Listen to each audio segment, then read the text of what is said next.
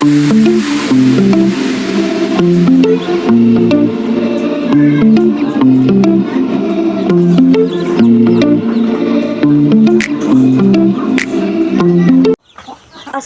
আলাইকুম, আপনারা সবাই কেমন আছেন? আশা করি সবাই ভালো আছেন। তো একটা ভিডিওতে বলেছিলাম যে আমার মুরগিগুলো বাচ্চা দিবে।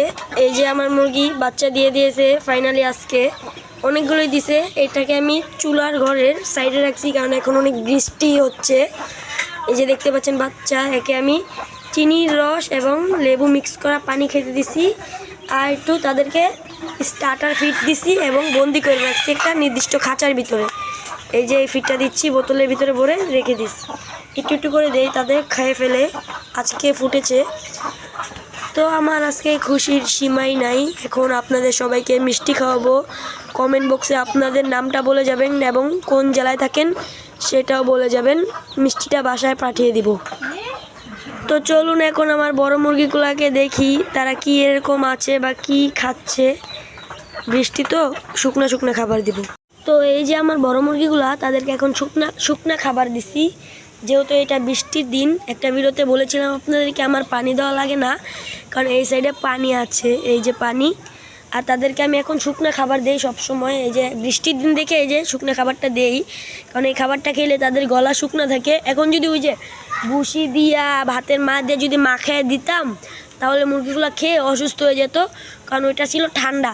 আর হ্যাঁ, এই বৃষ্টি বাদলে কিন্তু আমি এভাবে মুরগি ঘরে ঢুকাবো না, আগে তাকে রেনামাইসি ট্যাবলেটটা খাওয়াইয়া তারপরে তাদেরকে ঘরে ঢুকাবো।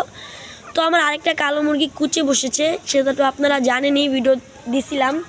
তো আসেন এই মুরগিটার খবর একটু আপনাদেরকে জানাই। সেই মুরগিটার ডিম আমি কালকে চেক দিছি, চেক দেওয়াটা আপনাদেরকে দেখাতে পারি নাই, তার জন্য সরি। চেক দিছি, তার ডিম সবগুলো ফাটেল হবে। তো এই যে দেখেন ঠোকাঠুকি করে। চলুন তাকে আপনাদেরকে দেখাই।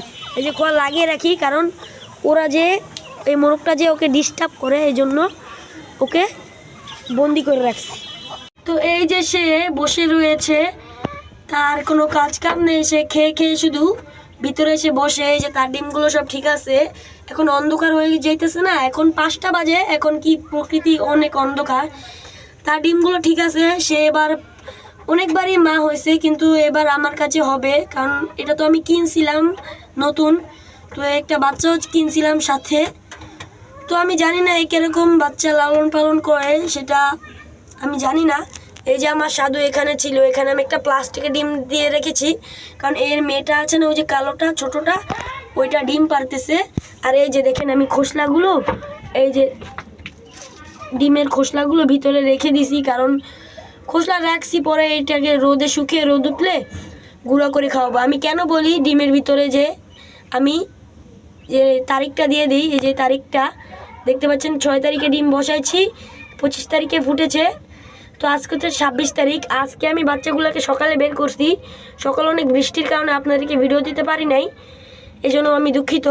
তো এখন আপনাদেরকে ভিডিও দেখাচ্ছি, তো দেখতে দেখুন আমার ভিডিওটা। তো চলুন বাইরের মুরগিগুলোর কী অবস্থা দেখি, একটু কিছু জানি। আপনি যতই মুরগিকে অবহেলা করেন না কেন ভাই, এই বৃষ্টির দিনে তাদেরকে একটু খেয়াল করেন, কারণ তারা এই বৃষ্টিতেই বেশিরভাগ অসুস্থ হয়।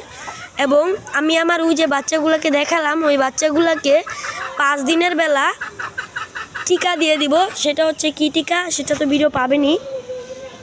তো এই যে আমার মুরগিগুলো এখন ঘরে ঢুকে যাবে, ঘরটা খুলে দিলেই দেখেন আপনারা ঘরে কীভাবে ঢুকে যায়। যার মনে চাইবে সেই ঘরে ঢুকবে।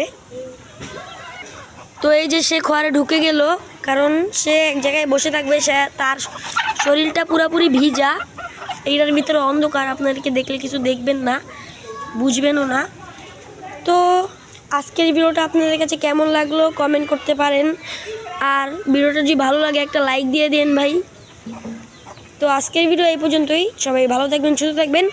আসসালামু আলাইকুম।